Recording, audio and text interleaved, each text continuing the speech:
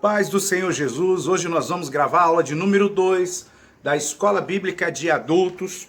O tema desse trimestre é a fragilidade humana e a soberania divina. A aula 2 é Quem era Jó?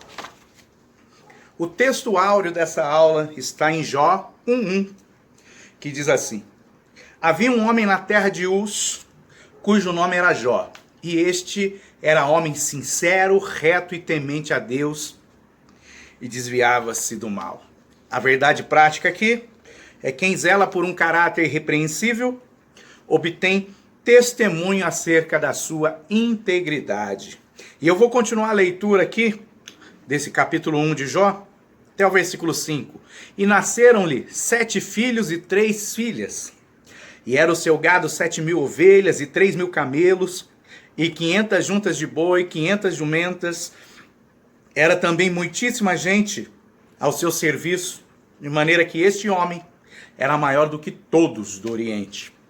E iam seus filhos e faziam banquetes em casa, de cada um no seu dia, e enviavam e convidavam as suas 3 irmãs a comer e beberem com eles. Sucedia, pois, que tendo decorrido o turno de dias de seus banquetes, enviava a Jó, e o santificava, e se levantava de madrugada, e oferecia holocausto segundo o número de todos eles, porque dizia Jó: porventura pecaram meus filhos, e blasfemaram de Deus no seu coração. Assim o fazia Jó continuamente. O objetivo desta lição é demonstrar que Jó foi um homem rico, mas que, diferente dos demais, ele tinha um caráter íntegro. Certa vez, um jovem rico chegou até Jesus e falou: mestre, bom mestre, o que eu tenho que fazer para herdar a salvação, para ter a vida eterna? Só pelo nível da pergunta, você já vê que ele tinha um entendimento, que ele tinha sede, que ele queria ser salvo. Aí Jesus fala, guarda os mandamentos, e falou alguns mandamentos. E o jovem falou: não, eu guardo todos. Aí ele falou assim: tá bom, só tem uma coisa que te falta. Vende tudo que tu tem e dá para os pobres e me segue. Quando chegou nesse momento, ele saiu fora, não quis. Por quê? Porque é difícil um rico entrar no reino de Deus. É difícil ele não deixar o seu coração preso às riquezas. Porque a Bíblia fala, o seu coração está onde estão as suas riquezas. Se a sua riqueza está no céu, teu coração está no céu. Se tua riqueza está nos bens materiais, pronto, seu coração está nos bens materiais. Então aqui tem um contraste. Jó era um homem rico, próspero, bem-sucedido e salvo. Ele tinha todas as características de um homem próspero que não tinha o seu coração sobre os bens materiais. Tanto que quando é tocado nos bens materiais, quando ele perde tudo, você vê que ele não blasfema. Você vê que ele adora a Deus, porque o coração dele não estava naquilo. E é isso que nós temos que entender. Nós podemos ser prósperos, nós podemos ser ricos, mas o nosso coração não pode estar posto sobre os bens materiais, sobre as riquezas. 3 pontos aqui a serem estudados nessa lição. Primeiro é mencionar que Jó procurou viver de uma forma íntegra e justa. 2, citar a prosperidade de Jó como consequência do favor de Deus. É muito difícil você ser próspero, porque uma coisa é você ser rico, tá? Outra coisa é você ser próspero. É muito difícil sem a graça, sem o favor, sem a ajuda de Deus. E o terceiro ponto é destacar a piedade pessoal de Jó como modelo para os crentes. Essa questão da piedade é muito forte aqui no livro de Jó, tá? Então vamos lá. Primeiro ponto. Deus, o próprio Senhor Deus Todo-Poderoso, Ele pega e elogia Jó. O Senhor Deus dá testemunho de Jó. Olha que coisa linda. Lá em Atos 1:8 nós recebemos, quando desce o Espírito Santo, nós recebemos poder para testemunhar de Jesus, nos ensina a palavra. É a promessa de Jesus, ficar em Jerusalém até que do alto sejais revestidos de poder. Para quê? Para testemunhar, falar do amor de Jesus Cristo, dar testemunho dele. Mas olha que interessante, no livro de Jó, quem dá o testemunho é Deus. Se você já imaginou Deus dando testemunho de você? Você já imaginou Deus falando de você? Se Deus fosse falar de você agora, neste exato momento, o que você acha que ele ia falar? E você acha que ele ia falar que você é um homem ou uma mulher sincero, reto, temente a Deus e que desvia-se do mal? Será que ele vai usar esses 4 adjetivos aí, esses 4 atributos para te descrever para alguém? Ou ele vai estar colocando outros atributos? Você já parou para pensar nisso? Porque nós somos muito preocupados com o que os homens pensam de nós. Nós temos uma preocupação grande com que aquilo que o pastor vai falar de nós, aquilo que o irmão vai falar de nós, aquilo que o chefe vai falar de nós. Mas você já parou para se perguntar o que? Presta atenção. O que Deus falaria de você neste exato momento? Ó, esse é meu filho José. Meu filho José, ele tem um coração bom, mas ele não se desvia do mal. Ele está preso na pornografia, na prostituição. Essa é minha filha Maria. Tem um coração bom, tem cara de crente, mas ela é fofoqueira, ela arruma confusão, ela arruma contenda, ela fala mal dos outros. Você já parou para pensar o que Deus falaria de você? E Deus, ele tem um testemunho para dar de nós. O Espírito Santo, ele está sondando o nosso coração 24 horas por dia, porque esse testemunho é formado sobre aquilo que está no nosso coração, que vai refletir nas nossas atitudes. Se só tiver atitudes, não vale para nada, porque o Espírito Santo está sondando o seu e o meu coração. Então, o que Deus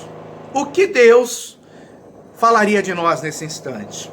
E um aspecto muito importante aqui, lá em Isaías capítulo 11, o profeta diz que Jesus Cristo veria e sobre ele estaria a manifestação dos 7 Espíritos de Deus. Não vamos entrar em conceito teológico aqui, que é um Espírito só, que se manifesta de 7 formas diferentes, ou se é 7 Espíritos.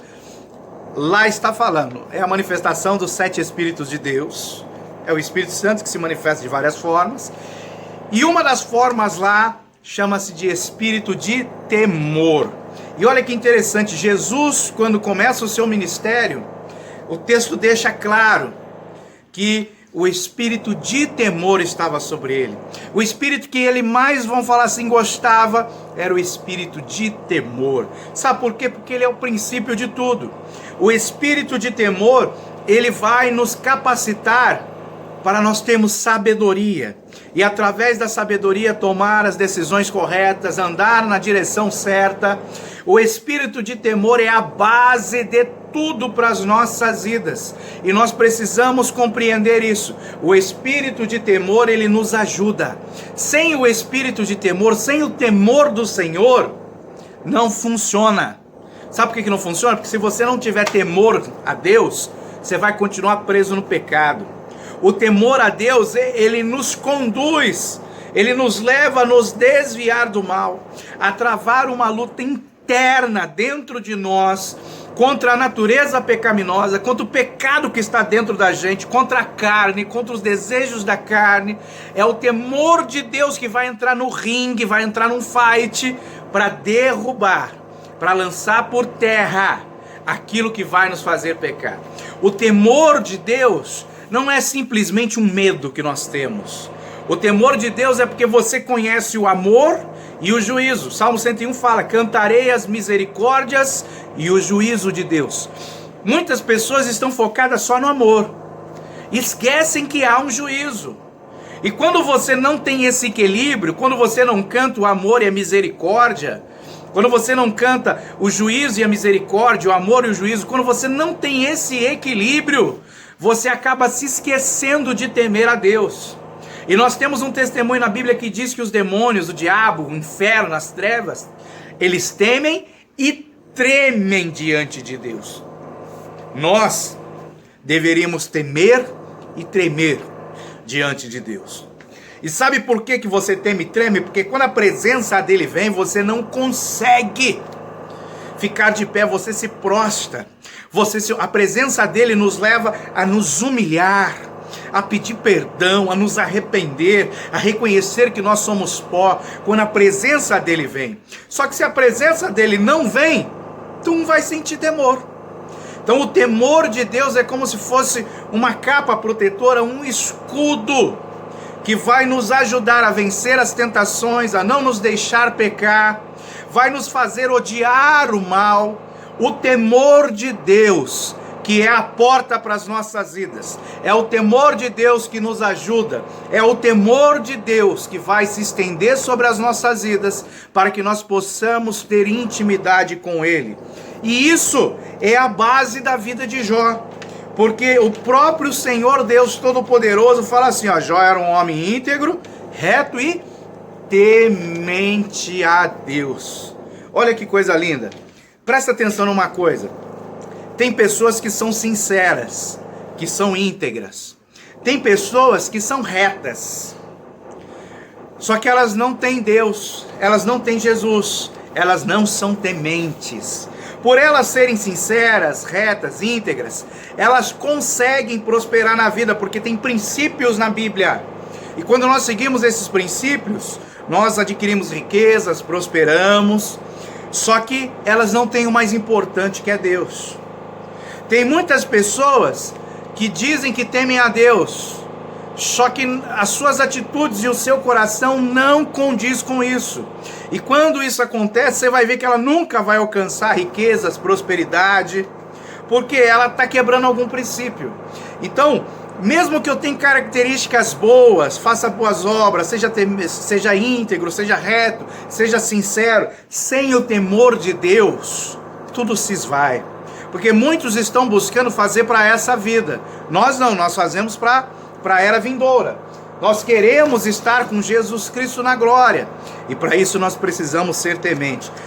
E o próximo ponto é que Jó era um homem íntegro, sincero. A gente está falando aqui de ele ser temente a Deus. Agora nós vamos falar da integridade. Deus fala que ele é um homem íntegro, sincero. E você entende, tem vários significados no hebraico, no grego, para esta palavra, íntegro, sincero. Nós vemos em algum texto, algumas traduções, dizendo para Abraão, Abraão, ser perfeito. Aí depois muda-se, uma outra versão fala, não, Abraão, ser íntegro. Né? Para um entrar em contraste, que só existe um que é perfeito, Jesus Cristo de Nazaré. Então, o íntegro aqui de Jó, ele tem um detalhe. Entenda comigo uma coisa, o nosso Deus é um Deus de palavra.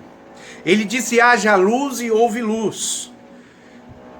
Pelo verbo, pela palavra, tudo foi feito, tudo se criou. Quando Deus dá uma palavra, ela não volta vazia, a palavra de Deus não volta vazia. Há poder na palavra. Nosso Deus é um Deus de palavra.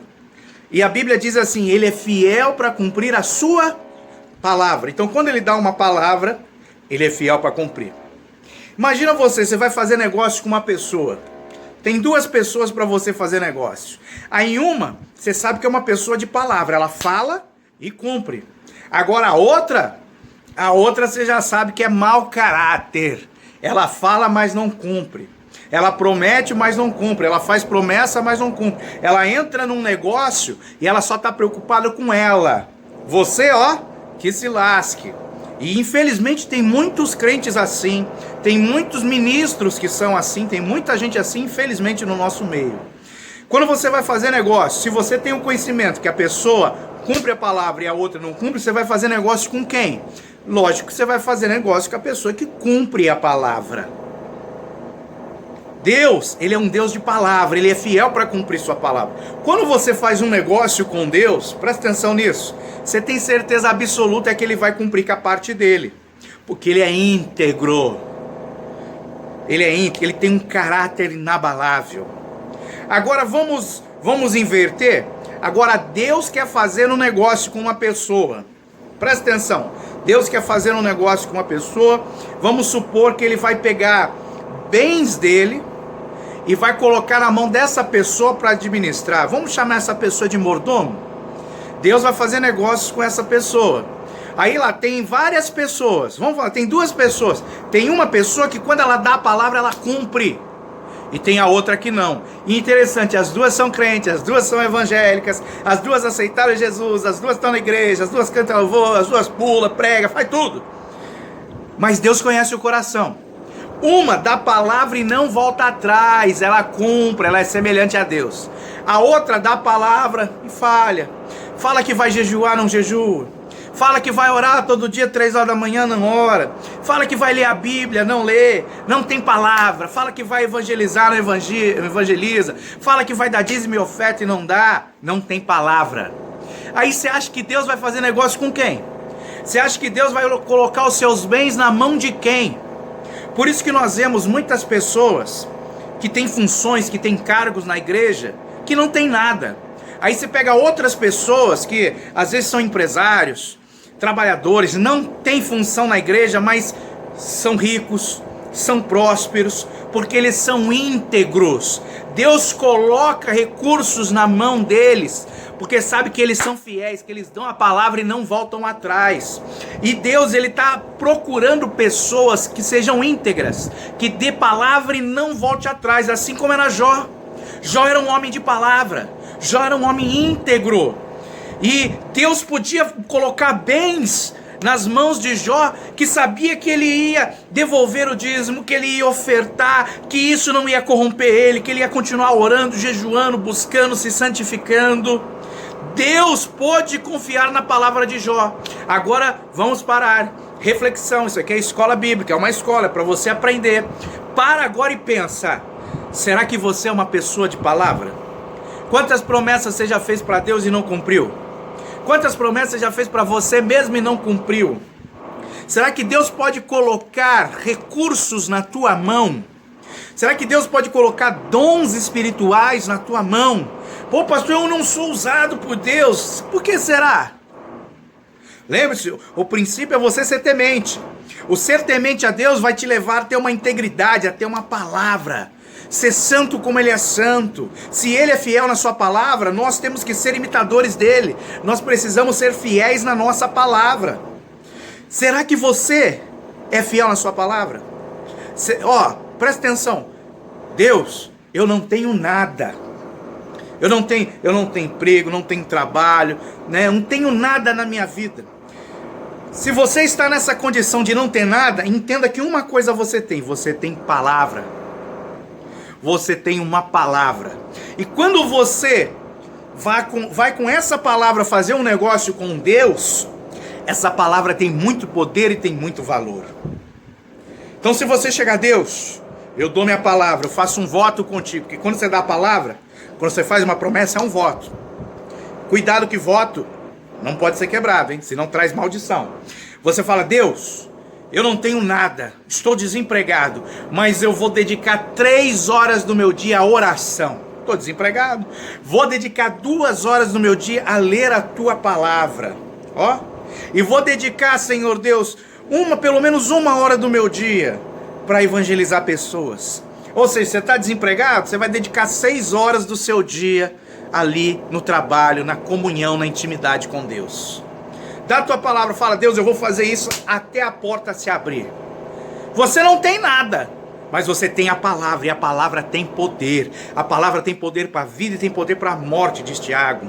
A palavra tem poder. Aí você dá essa palavra para Deus. Entenda, no mundo natural isso pode ser muito pouco, porque a gente mede as coisas pelos bens que nós temos. Isso pode ser muito pouco, mas entenda, para Deus essa palavra vale muito. É por isso que ele fala assim, se tu foste fiéis no pouco, o muito eu te darei. Então se nós conseguimos ser fiéis no pouco, na nossa palavra, com Deus, ele vai começar a colocar mais. Se nós conseguimos ter integridade, Deus vai nos dar mais. E entenda uma coisa, essa palavra íntegro, vem de ser íntegro, inteiro. Tem gente que quer bênção, quer intimidade, quer se mover nos dons, quer ser profeta e tal, mas não é inteiro. Ela só está parte na presença de Deus, é só na hora do culto. Em casa é um quebra-pau violento com a família. No trabalho ela é desonesta, na rua ela mente, quando está com os outros fala por trás, fala mal. Ela não é inteira, ela não é íntegra, ela tem falhas de caráter. E infelizmente quando você não é íntegro, você quebra princípio. E é muito difícil Deus colocar as coisas na sua mão. Entenda uma coisa, tem muitas pessoas que são ímpias, não são crentes. E elas têm riquezas, elas têm muitos recursos. Mas compreenda uma coisa, o diabo também põe. recursos na mão das pessoas. Ele engana, ele trai, ele dá dinheiro, ele dá recursos. O diabo dá até pastor, dá até igreja para pastor, tá? Muito cuidado. O que nós queremos é a prosperidade, é a riqueza que advém da intimidade com Deus, porque Deus falou assim, ó, vocês vão comer o melhor dessa terra. Só que nós só vamos desfrutar disso quando nós formos íntegros, retos, temente a Deus e nós nos desviarmos do mal. Tá aí o princípio de Jó, que vale para os nossos dias. Então aqui ele está falando da integridade de um homem de palavra, que não volta atrás. Quando ele é fiel na sua palavra, ele está sendo imitador de Cristo, ele está sendo imitador de Deus, porque Deus é fiel para cumprir a sua palavra.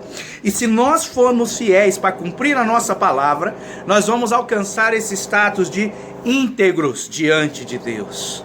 E veja, com Deus você não faz barganha. Com Deus você tem que ir com um coração sincero, puro. Não adianta, tem pessoas que querem fazer moeda de troca. Deus, me dá isso que eu faço aquilo. Me dá isso que eu faço aquilo. Não. Deus, ele olha para a sinceridade do nosso coração. Abel chegou com uma oferta, Caim chegou com outra. Os dois entregaram ali a oferta perfeita, a oferta animal, a oferta cereal, que foi regulamentada no livro de Levítico. Mas Deus olhou para a sinceridade do coração deles. Abel foi aprovado, Caim foi reprovado quando Deus olhou para a sinceridade do coração. Ele não era inteiro, ele não era íntegro. E nós precisamos ter esse cuidado, como diz Paulo, examine-se o homem em si mesmo. Vamos olhar para nós e vamos buscar as áreas da nossa vida que nós precisamos ser íntegros. E deixa eu te dar aqui um conselho. Comece usando a palavra. Empenhe a sua palavra, dê a sua palavra para Deus e seja fiel para cumpri-la, que você vai ver sobrenatural se mover na sua vida, você vai ver portas se abrindo, aleluia. Outro ponto importante aqui, fala que Jó era reto. Essa palavra reto, ela tem um sentido de justo, de direito, de irrepreensível. O apóstolo Paulo, ele fala, nós temos que ser irrepreensíveis diante dos homens e diante de Deus. Olha que coisa linda. Por quê? Porque nós podemos até parecer irrepreensíveis diante dos homens. O pessoal olha para mim, ó, essa pessoa aqui é íntegra, é reta, é sincera, é transparente, não é um mau caráter. Mas no oculto, quando você está com a porta fechada, quando você está escondido, você está lá no meio do pecado, fazendo coisas erradas. Então, não adianta só eu ser irrepreensível diante dos homens. Eu tenho que ser irrepreensível diante dos homens e diante de Deus. E quando eu tenho essa postura de ser irrepreensível diante de Deus, preste atenção, isso é um sinal de que o temor de Deus está agindo na minha vida. Por quê? No texto aqui, quando Deus dá o testemunho, ele começa a falar assim, ó, este homem era íntegro, reto e temente a Deus. Por que ele não começou a falar que era temente a Deus? Por quê? Ele tinha que dar um testemunho público e um testemunho interno. As pessoas em volta dele tinham que ver a integridade, a retidão dele, assim como Deus está olhando para o coração e vendo o seu temor. Então, quando você busca ser íntegro, já é um sinal que você está temendo a Deus. Quando você busca ser direito, ser reto, ser justo, é um sinal que você está temendo a Deus. Olha que coisa bonita. E agora só vai se consolidar o seu temor a Deus depois que você for íntegro e depois que você for reto. Não tem como você ser temente a Deus sem integridade e sem retidão. E é isso que nós temos que entender. Para que nós possamos ser irrepreensíveis diante dos homens, diante de Deus, primeiro eu tenho que ter um bom testemunho, eu tenho que ser irrepreensível diante dos homens, eu tenho que ter integridade, eu tenho que dar palavra, eu tenho que cumprir minha palavra, eu tenho que ser direito nos meus negócios, na minha vida, ser justo, para que o temor de Deus comece a operar na minha vida. Porque não adianta nada você falar que é temente a Deus, tem medo de Deus e não é íntegro, não é direito, está no pecado. Então é uma sequência, não foi à toa essa sequência que Deus botou no texto. Íntegro, direito e temente a Deus. O nosso próximo item é desviar-se do mal. A gente já falou aqui da sequência de ser íntegro, de ser direito, justo, temente a Deus. Esses dois primeiros são a introdução ao temor do Senhor. E quando você começa realmente a ter temor do Senhor, você vai para o quarto item do testemunho de Deus para com Jó: desviar-se do mal. O que é desviar-se do mal? É assim, ó. Você está numa caminhada na sua vida e vão vir muitos obstáculos na sua frente. Para que você possa conseguir andar, seguir rumo ao alvo pelo prêmio da soberana vocação em Cristo Jesus, você precisa se desviar do mal, certo? É isso que ele está falando. Como que nós nos desviamos do mal? Lembra que eu falei da integridade da palavra? Jó, ele nos ensina a nos desviar do mal usando esses outros 3 atributos anteriores. Lembra? Eu falei uma sequência e essa sequência não está à toa no texto. Então o que Jó vai fazer? Jó vai pegar a sua integridade e ele vai fazer um voto. A Bíblia diz que ele fez um voto, um acordo com os seus olhos. Um foi com Deus. Olha que interessante. Ele faz um acordo com... Ele dá a sua palavra para si mesmo. Ele fala: os meus olhos não vão ser colocados em mulheres. Não vai olhar com desejo para mulheres. Eu faço um voto. Ele deu a sua palavra e ele foi fiel. Com isso, ele foi se desviando do mal. Então olha que interessante. Mesmo que você não tenha nada, esteja desempregado, você pode usar a sua palavra para se desviar do mal, para mostrar para Deus que Ele pode confiar em você, que Ele pode pôr recurso nas suas mãos. E quando nós nos desviamos do mal, quer dizer que nós estamos caminhando na luz. Porque se andares na luz como na luz Ele está, não tem como você andar no caminho do mal e estar na luz, porque não há comunhão entre trevas e luz. Então o desviar-se do mal é isso. E uma coisa que é muito forte, que ajuda muito a gente, que você pode fazer e botar em prática: o que Jó fez um voto. Ele fez um voto de santidade com os seus olhos. Você pode fazer um voto de santidade com os seus olhos, de não passar coisas más diante dos seus olhos. Tu pode fazer um voto de santidade com a tua boca, de você não falar mal de ninguém.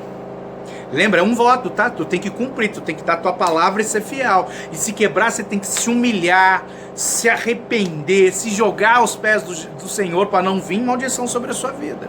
Porque uma coisa é simplesmente assim: ó, eu não vou falar mal de ninguém. Pronto, acabou. Outra coisa é: Deus, eu faço um voto com o Senhor que eu não vou falar mal de ninguém.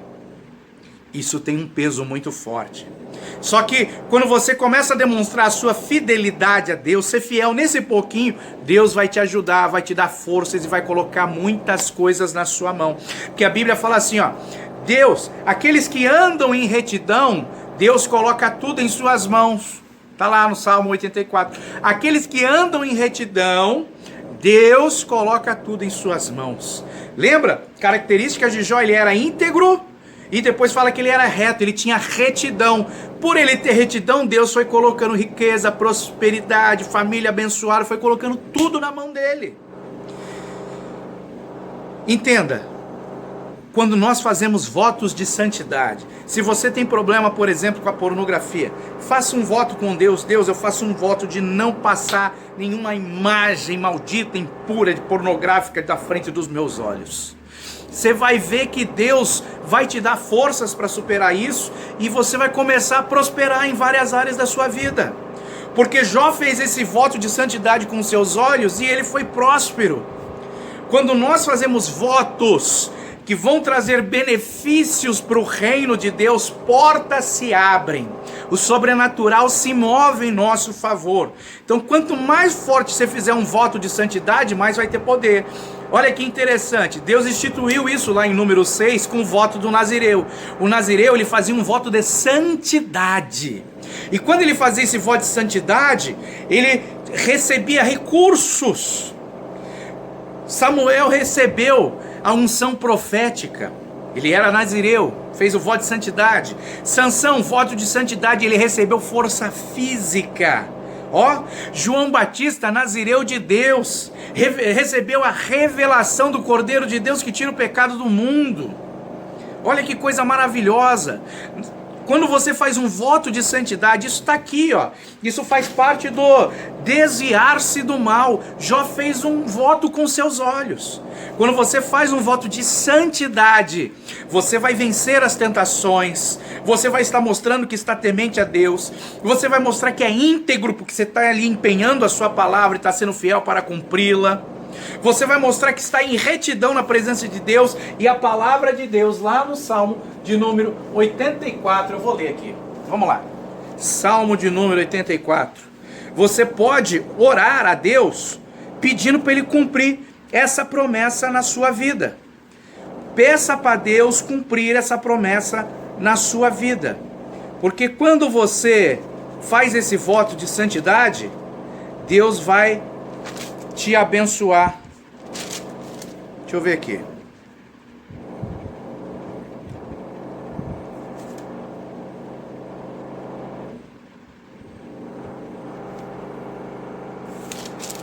O voto de santidade, ele tem muito poder. Ele tem muito poder. Deixa eu pegar outra versão aqui. Quando você faz esse voto de santidade, você passa a ter direito aos recursos, aquilo que Deus tem, as bênçãos que estão ali colocadas nas regiões celestiais. Não é à toa que Deus instituiu isso na lei. Qualquer pessoa, homem, mulher, podia fazer um voto de santidade.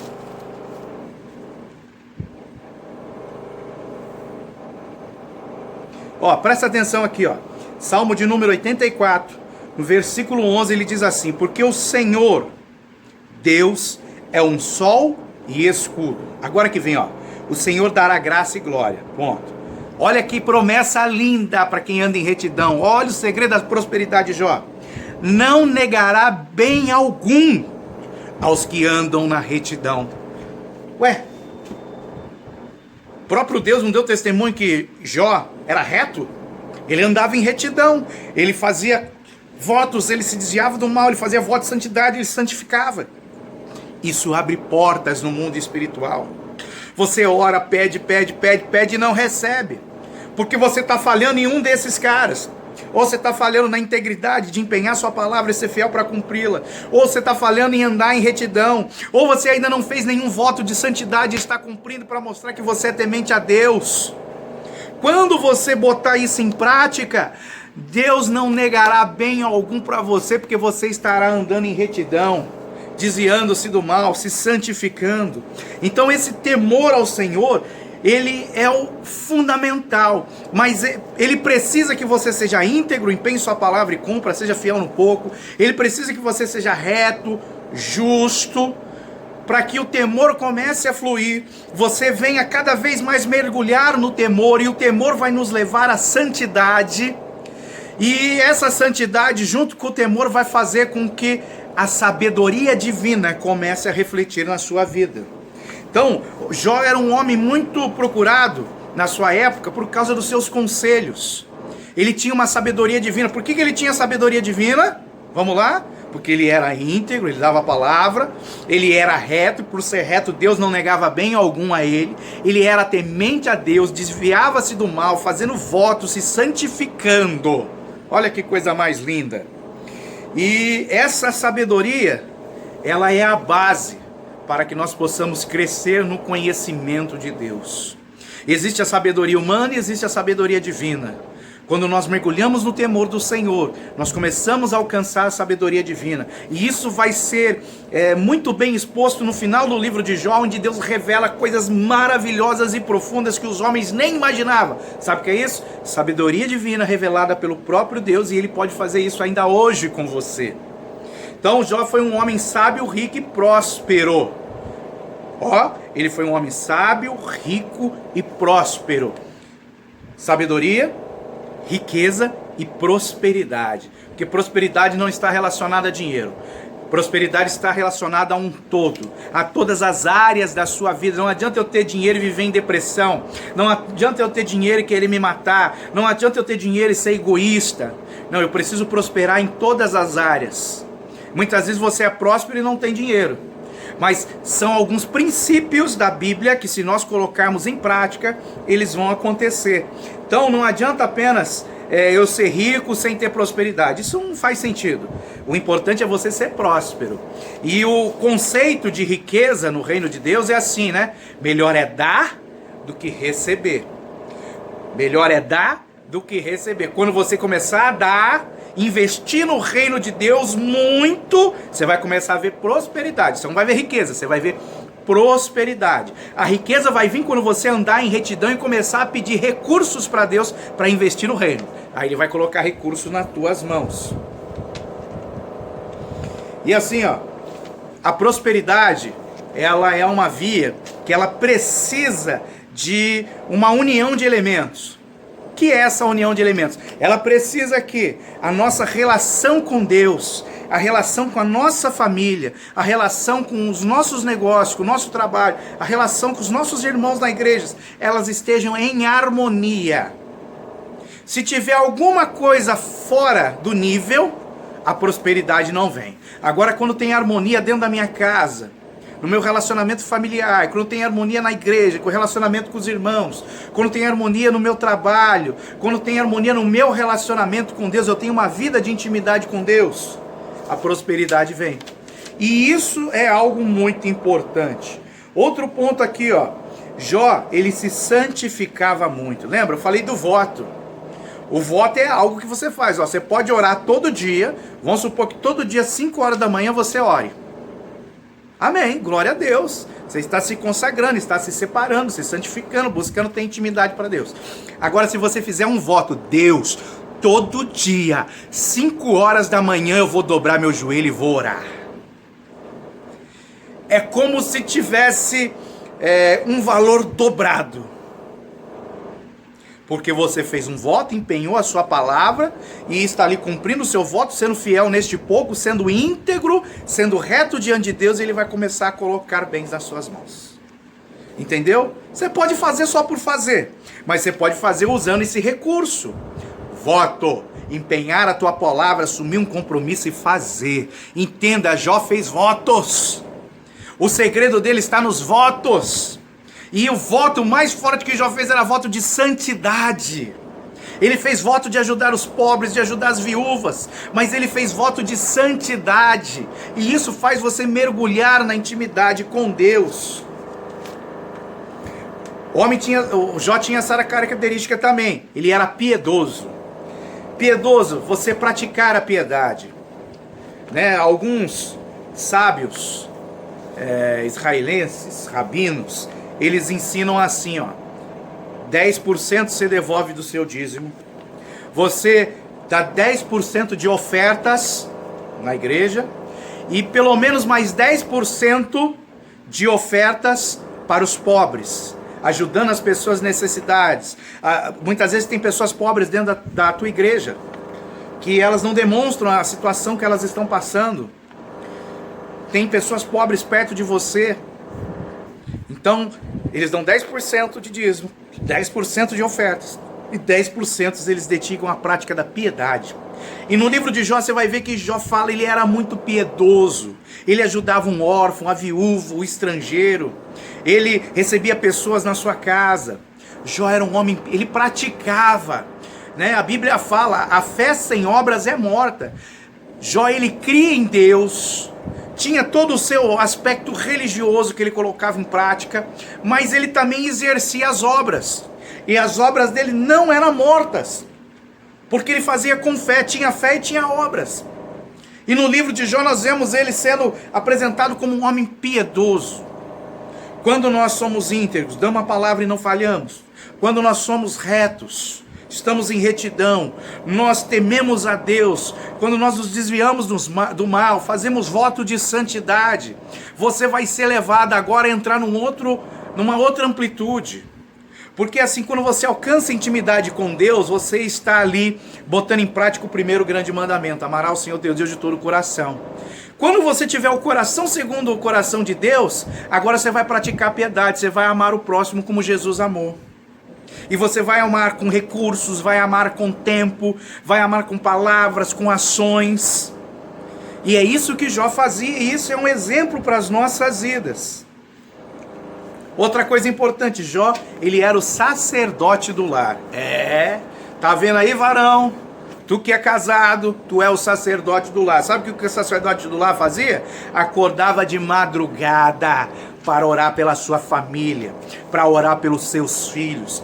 De madrugada, presta atenção, você tem esse papel. Homem, varão, tu é o sacerdote do lar. Tem homem que nem ora, é a mulher que faz tudo, é a mulher que ora, é a mulher que jejua, é a mulher que prega, é a mulher que ensina, é a mulher que evangeliza, e o homem fica para trás. Não, meu querido, tu é o sacerdote, tu tem essa responsabilidade. Deus criou Adão e Eva, Deus criou aí você para ser o sacerdote do lar e a tua mulher para te ajudar nesse propósito. Quem tem que orar mais é você. Quem tem que jejuar mais é você. Quem tem que mergulhar mais na palavra é você. Senão você vai ficar andando de bengala o resto da vida. Não, tu é o sacerdote do lar. E quando você coloca esse princípio em funcionamento, quando você é o sacerdote, você começa a prosperar. Veja que Jó, ele está exercendo vários princípios bíblicos. Dá a palavra, mantém, faz voto, ele é reto, ele é temente a Deus. Ele é o sacerdote do lar, é ele que ora, ele que jejua, ele que santifica seus filhos. Sabe o que Deus faz? Não nega bem algum a ele.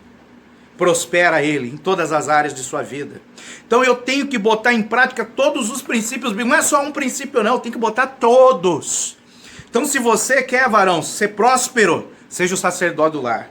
Minha irmã, você que está sofrendo com seu marido que não quer saber de nada, é só videogame, televisão, jogar bola e não sei o que, não passa horas na presença de Deus. Ora, paga preço e jejua para que ele seja o sacerdote do lar, para que Deus chacoalhe ele, para ele ser como Jó, para ele levantar de madrugada, orar e santificar seus filhos. E tem algo aqui muito bonito e interessante no livro de Jó, que eu quero ler para vocês, para a gente já praticamente fechar, no capítulo 1. Ó, presta atenção, hein? Olha que coisa linda. A gente vê aqui Jó levantando de madrugada e orando para os seus filhos, porque os seus filhos estavam ali, vamos falar assim, fazendo festa, certo? Ok. E olha que interessante, hein? Então, continua ali, né, no versículo 8, Satanás questionando a Deus, né? Você deu tudo para Jó, você cercou ele, né? Então, como que ele vai ser tudo, ele vai ser íntegro, vai ser reto, vai ser temente, vai se desviar do mal. Deixa a gente tocar neles. Deixa. Ó, presta. E sucedeu no versículo 13, ó. E sucedeu um dia em que seus filhos e suas filhas comiam e bebiam vinho na casa de seu irmão primogênito.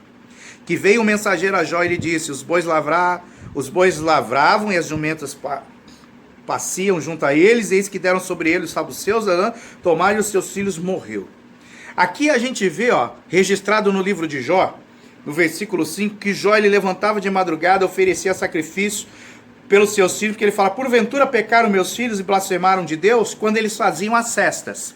Nesse versículo 3, nós vemos que os filhos de Jó, eles se reuniram para fazer essa cesta, que supostamente eles podem ter pecado, blasfemado.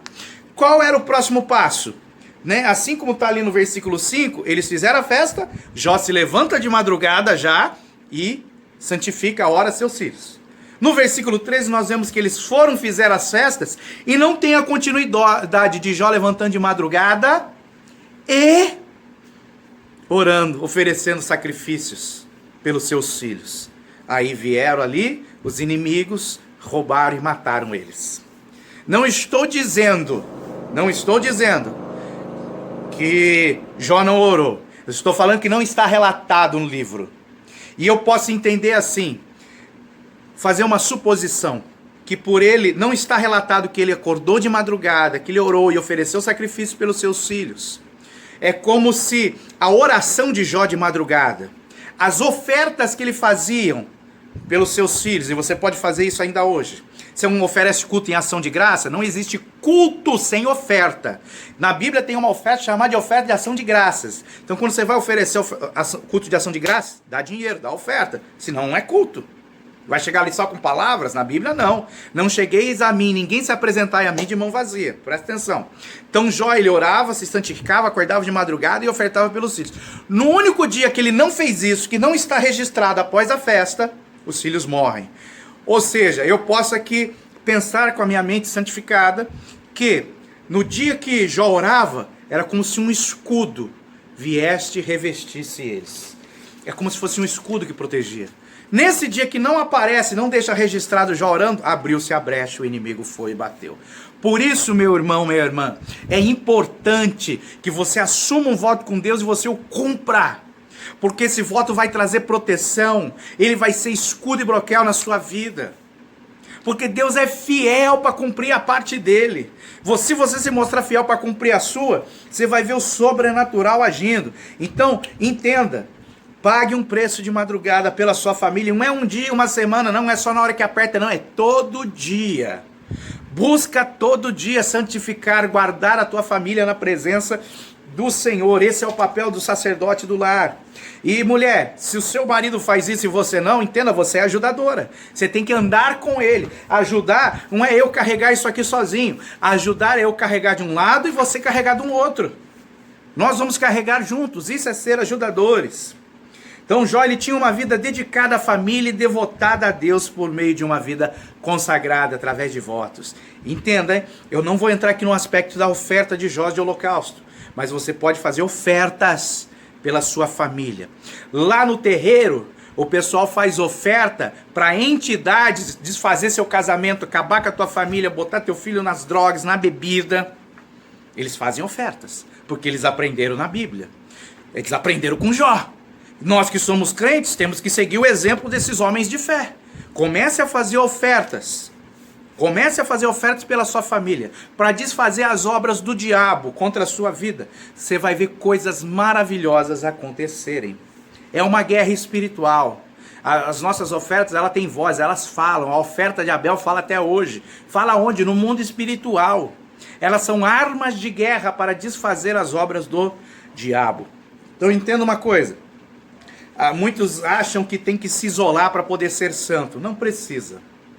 Não. Você tem que ter o seu momento de intimidade com Deus. Jesus Cristo, ele subia ao monte para ficar sozinho com Deus. Ele não subia para fazer festa, não subia com instrumento musical, não subia com os 12, com os 20, com os 30, para ficar lá cantando, fazendo barulho. Não. Ele subia no monte para se esconder, para passar tempo sozinho com Deus, para ter intimidade. Porque na casa não tinha, na rua não tinha, tinha uma multidão. Ele subia um monte para ter intimidade com Deus. E você vê que quando ele sobe o monte para escolher os 12, ele sobe sozinho. Depois que ele escolhe, ele chama eles para estarem junto.